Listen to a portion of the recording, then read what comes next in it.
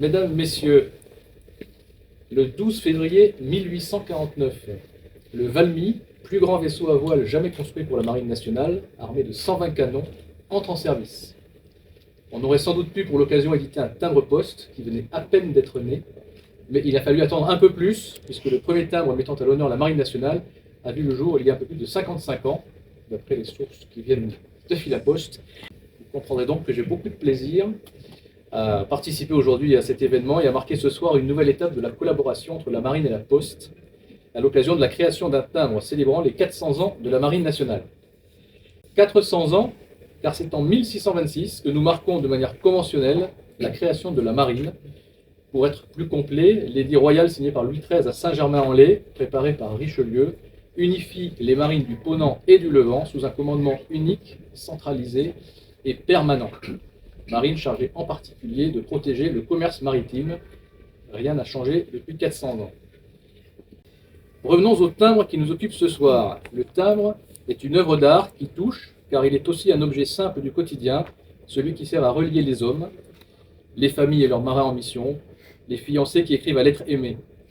Le timbre fait voyager, et rien de plus familier pour le marin que le voyage. Il est somme toute assez naturel que la Marine et la Poste se reconnaissent en partenaires. Le partenariat autour du timbre dévoilé ce soir marque au fond la continuité des relations institutionnelles historiques entre nos deux entités. Ce nouveau timbre qui célèbre les 400 ans de la Marine nationale met à l'honneur les marins.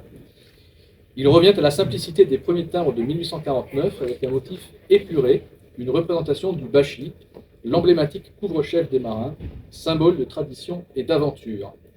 Au fil des décennies, le bachi est devenu bien plus qu'un élément vestimentaire de la tenue des matelots et quartiers-maîtres. Il est devenu, pour la marine, un symbole, celui des jeunes générations, embarquant à leur tour sur les navires construits par leurs aînés pour défendre leur patrie.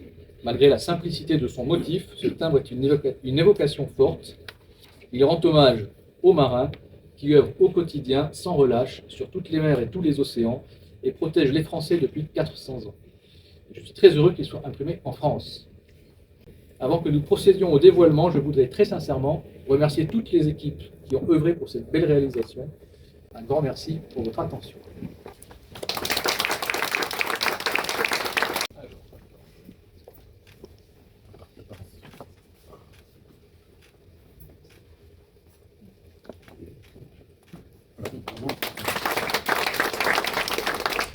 Amiral Laurent Pechler, commandant Cécile Dumont-Daillot, Madame Rebecca Pérez, déléguée aux affaires territoriales et parlementaires du groupe La Poste, Mesdames et Messieurs les officiers, Mesdames et Messieurs de La Poste, amis philatélistes et collectionneurs, j'en ai vu quelques-uns au fond, Mesdames et Messieurs les journalistes. Le dévoilement d'un timbre issu du programme philatélique français est une phase toujours très importante des étapes de la sortie prochaine, qui en l'occurrence aura lieu au mois de mai.